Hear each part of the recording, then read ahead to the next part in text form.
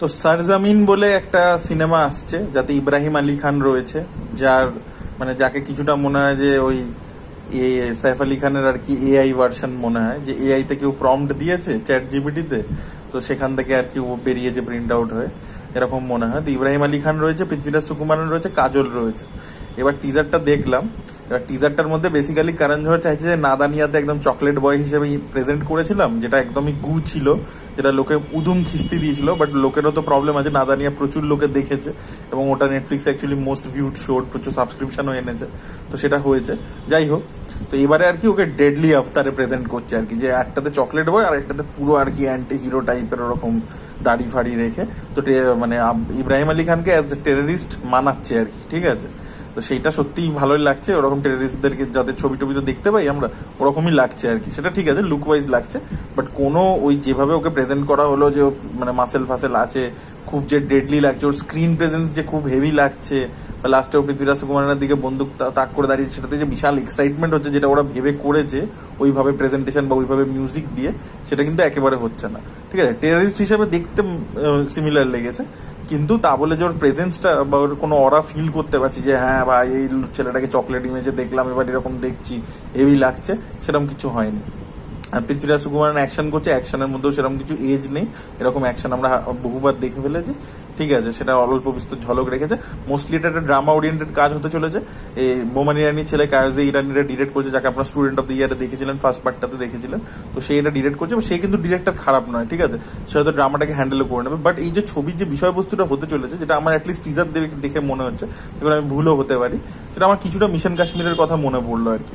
ওখানে আমরা দেখেছিলাম যে আমাদের সঞ্জয় দত্ত হচ্ছে একজন অনেস্ট পুলিশ অফিসার, যে কাশ্মীরে রয়েছে, তার ওয়াইফ রয়েছে, এবার একটা বাচ্চাকে অ্যাডপ্ট করেছে, তারপরে মানে সে মানে ওখানে আর কি তার মানে সঞ্জয় দত্তের হাতে ভুল করে ওর বাবা মা মারা গেছিল, তো বাচ্চাটা একটা রিভেঞ্জ নিতে যায় যে সঞ্জয় দত্তের কাছে, তো মিলিটেন্ট হয়ে যায়, ঠিক আছে। তো সেই রকম একটা অ্যাঙ্গেল এখানেও আমাদের মনে হয় থাকতে চলেছে, ঠিক আছে। যে ইব্রাহিম আলী খানকে দেখাচ্ছে, এবার দেখুন একে ছবির মধ্যে নিয়েছে মানে ডেফিনেটলি একে পজিটিভ লাইটেই দেখাবে, একে তো একদম আউট অ্যান্ড আউট ভিলেন তো দেখাবে না, এবং সেখানে আর কি ওরকম অ্যাঙ্গেল থাকবে যে ওর ওপর কিছু অত্যাচার হয়েছিল, তাই জন্য ও মিলিটেন্ট হয়ে গেছিল, তার পরবর্তীতে ওকে আর কি ফেরত আনা, মানে আবার নর্মাল সভ্য সমাজে ফিরিয়ে আনবার চেষ্টা করছে পৃথ্বীরাজ কুমার। এবার এটা হতে পারে, বা এরকমও হতে পারে যে কাজলের উপর ছোটবেলায় কোনো অত্যাচার হয়েছে, সেখান থেকে এই বাচ্চাটা হয়েছিল, তাকে হয়তো লুকিয়ে দিয়েছিল আর কি, মানে কাজলের উপর অল্প বয়সে কোনো অত্যাচার হয়েছে, তাতে এই বাচ্চাটা জন্মেছিল, তাকে আর কি ও ছেড়ে দিয়েছিল, অ্যাবান্ডন করে দিয়েছিল, এবার সে আর কি টেররিস্ট হয়েছে।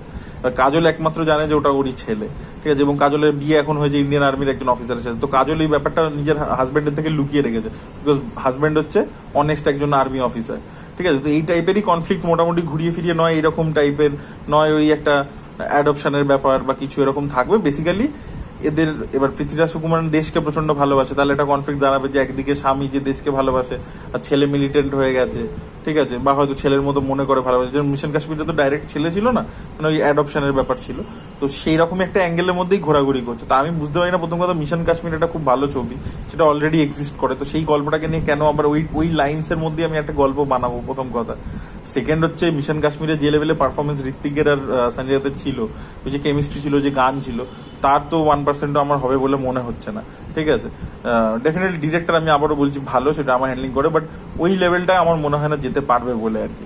আর দ্বিতীয় কথা হচ্ছে এই যে টেররিজমকে জাস্টিফাই করা, ঠিক আছে, মানে আলটিমেটলি তো ধর্মা ঘুরিয়ে ফিরিয়ে এই ধরনের জিনিসপত্র করে ফেলে, এবং এটা বলিউডের টেন্ডেন্সি। দেখুন আমি একটা টাইম অব্দি বলিউডকে প্রচুর ডিফেন্ড করেছি যে ভাই না ঠিক আছে সিনেমার জন্য কিন্তু এই যে লাল সিং চাড্ডাতে দেখালো যে একটা পাকিস্তানি অফিসার, সে একটা টেররিস্ট, সে রয়ে যাচ্ছে, সে ইন্ডিয়াতে এসে চলে আসছে, সেখানে এসে বিজনেস করছে, করছে, পুরো একদম লম্বা এরকম দেখিয়ে গেল।